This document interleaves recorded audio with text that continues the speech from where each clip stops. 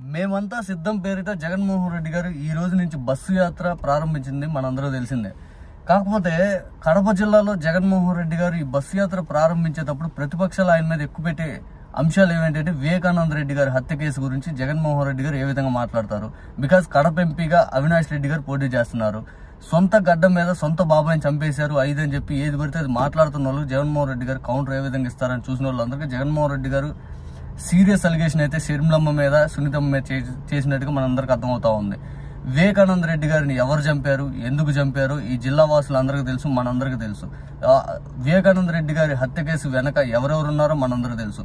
వివేకానంద రెడ్డి గారి హత్య కేసు పైన ఈ రోజు షర్మిలమ్మ ఎవరైతే సునీతమ్మ ఇద్దరు చెల్లెలు మాట్లాడుతున్నారో వారి వెనక ఎవరున్నారో మనందరికీ తెలుసు అని చంద్రబాబు నాయుడు గారి పైన డైరెక్ట్ గా పాయింట్ కౌంటర్ చేస్తూ జగన్మోహన్ రెడ్డి గారు ఈ రోజు మాట్లాడటం సంచలనాన్ని దోహదీసిందని చెప్పొచ్చు. ఎందుకంటే చంద్రబాబు నాయుడు గారు ఇన్నాళ్ళు హూ కిల్డ్ బాబాయ్ అది ఇది అని చెప్పి ఎట్లా పడితే అట్లా మాట్లాడుకుంటూ ముందుకు వచ్చాడు.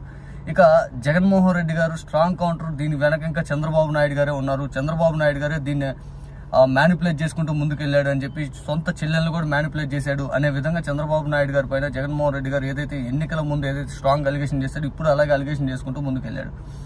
ఇప్పుడు చంద్రబాబు నాయుడు గారు దీనిపైన ఏ విధంగా స్పందిస్తారో చూడాలి. ఎందుకంటే ఇద్దరు చెల్లెల్ని ఏదైతే చంద్రబాబు నాయుడు గారు మ్యానిపులేట్ చేసి ఏ రకంగా వివేకానంద రెడ్డి గారి హత్య కేసులో పూర్తి స్థాయిలో జరగందాన్ని జరిగినట్టుగా ప్రజల్ని భయభ్రాంతులకు గురి చేసేటట్టు, ప్రజల్ని భ్రమల్లో గెలిపించేటట్టు ఆ సిబిఐని కూడా మ్యానిపులేట్ చేశాడు అనే ఆరోపణలు బలంగా జగన్మోహన్ రెడ్డి గారి సైడ్ పార్టీ సైడ్ నుంచి ఉంది. విమర్శకుల దగ్గర నుంచి ప్రతి ఒక్కరు కూడా చంద్రబాబు నాయుడు గారి మ్యానిపులేషన్ థియరీ ఇది.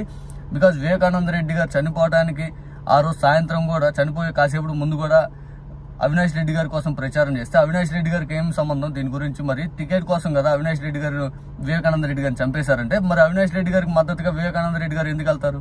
వివేకానంద రెడ్డి గారు అవినాష్ రెడ్డి గారి టికెట్ ఇవ్వడం ఇష్టం లేకపోతే మరి అవినాష్ రెడ్డి గారికి మద్దతుగా ఎందుకు ప్రచారంకి వెళ్తారు? ఈ పాయింట్ మీద ఎందుకు విచారం చేయలేదు అనేది ఇప్పుడు మనందరం మాట్లాడేది.